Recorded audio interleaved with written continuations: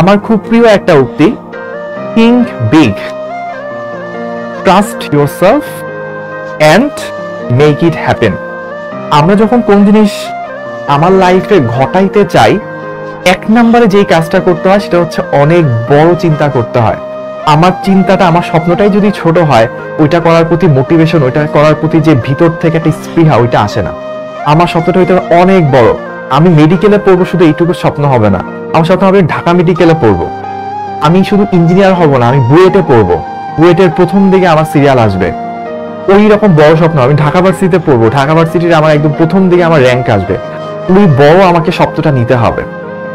স্বপ্ন নেওয়ার পর সেকেন্ড যে কাজটা, ট্রাস্ট ইউরসেলফ। বলা হয় আপনি যখন কোনো কাজের জন্য শুরু করার আগে সেটা বিশ্বাস করেন আমি সেটা পারবো, বিশ্বাস করার মধ্যে 50% কাজ হয়ে যায়, বাদ বাকি 50% হচ্ছে এক্সিকিউশন, লেগে থেকে কাজটা করা। তো অনেক বড় সব, আপনাদের মধ্যে অনেকেই এমন আছেন যে ভাই আমি তো 9-10-এ একটা স্কুলের মধ্যে অত ভালো পজিশন ছিলাম না, আমি ইন্টারে উঠে এত হাজার হাজার লক্ষ লক্ষ মানুষের ভিড়ে আমি বুয়েটে চান্স পাবো, প্রথম পুরো বাংলাদেশের 1000-1200-র মধ্যে চান্স পাবো, এটা কি আদৌ সম্ভব? তো আপনি আপনার উপর বিশ্বাসই করতেছেন না। তো আপনার বিশ্বাস যেন হয়, সেজন্য ভাইয়ার নিজের লাইফের এক্সপিরিয়েন্স বলতেছি। আমি যখন ক্লাস 10-এ ছিলাম, ম্যাট্রিক পরীক্ষা দেওয়ার আগে, কলেজে স্কুলে যখন আমি ছিলাম, তখন আমি আমার স্কুলে, যদিও ঢাকার সবচেয়ে one of the best school ছিল, ওই স্কুলে 800 থেকে 900 স্টুডেন্ট ছিল। ওই 800 থেকে 900 স্টুডেন্টের মধ্যে আমার স্কুলে সবার মধ্যে পজিশন আসছিল 200 সামথিং, 220 বা 30, আমার এক্স্যাক্টলি খেয়াল নাই। তো দেখেন 800 থেকে 900 স্টুডেন্টের মধ্যে আমার পজিশন ছিল 200 সামথিং। আর যখন বুয়েট ভর্তি পরীক্ষা হয়, তখন পুরো বাংলাদেশের মধ্যে আমার পজিশন ছিল 12, 1 2 12 বা 12। তাহলে যেই আমি একটা স্কুলের মধ্যে 800-র মধ্যে প্রথম 200-তেই ঢুকতে পারলাম না, সেই আমি পুরো বাংলাদেশের মধ্যে 12তম হইলাম। কেমনে পারলাম? বিকজ ইন্টারের প্রথম থেকে হচ্ছে আমি বিশ্বাস করছি, এবং ইন্টার প্রথম থেকে আমি অমানসিক পরিশ্রম করছি।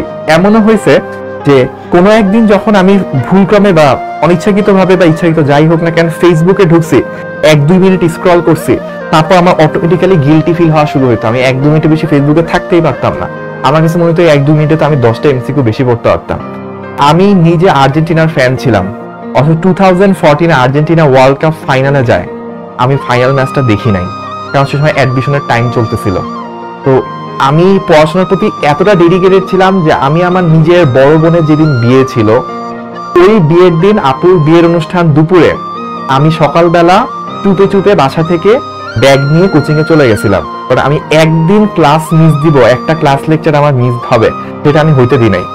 তো আমি পাগলের মতো ছিলাম। যখন বাসে করে কলেজে যাইতাম, ঝুলতাম, এক হাতে হচ্ছে বাসের হ্যান্ডেল ধরে রাখতাম, আরেক হাতে বই পড়তাম। আচ্ছা, সব ফ্রেন্ড হাসতো।